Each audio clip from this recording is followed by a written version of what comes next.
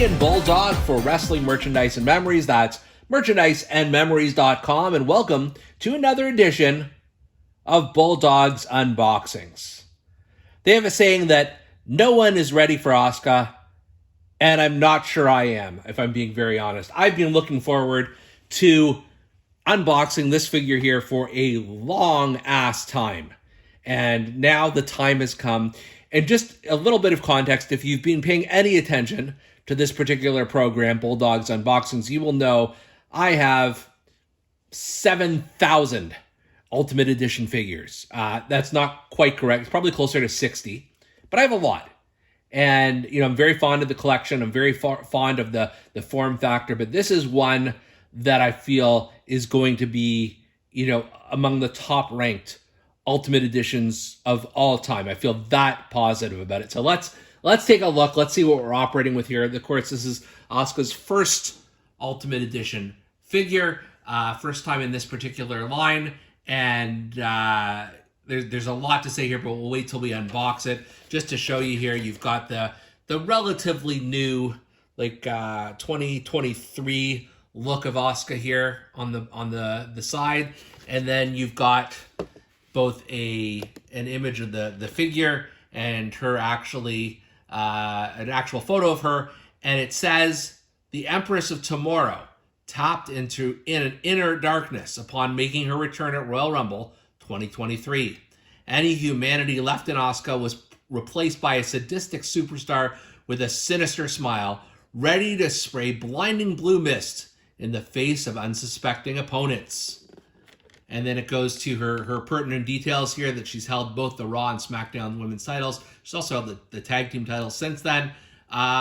Yeah, so I don't know if I'm ready for this, but let's unbox the Ultimate Edition of Asuka. First, let's take a look at the base figure here of Asuka. This is a thing of beauty to me. There's so much color and design that went into this one that we've got to take a moment to admire here. Let's kick things off with this phenomenal face scan, which her sort of evil looking face paint is there. You can see her hair is two-toned, which is amazing.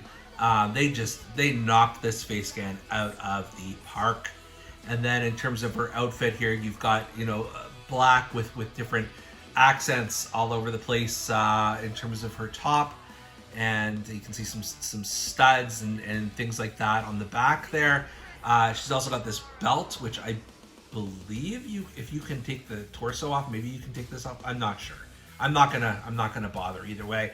And then you've got different kinds of apparatus around her arm. I don't know if you'd call this an armband.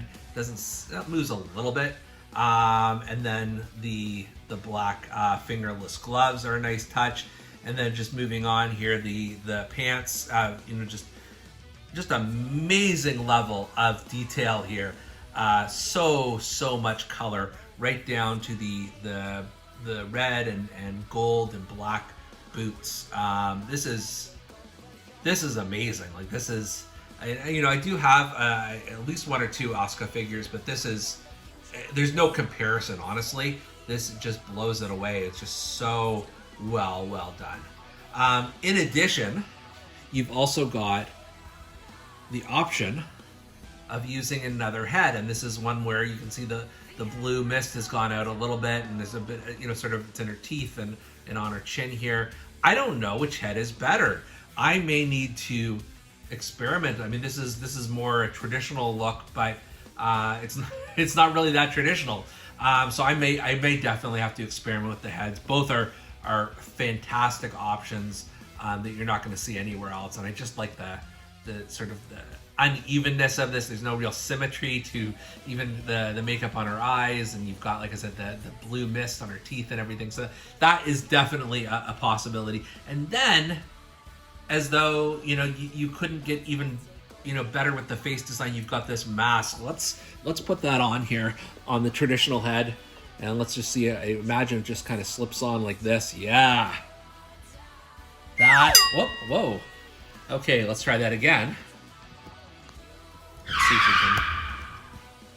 Let's see if we can break our entire setup here. No, let's see Yeah, this is just a cut above. I don't know if I'll pose her with this just because I love the face scan so much, but it is absolutely an option. It adds just yet another level to her look here. It is so cool. I mean, I'm just in amazement with this. In addition, as though that was not enough, you've got two different hand options here, so she can sort of dance on her way to the ring. I think I prefer them to the closed fists, but we'll experiment with both.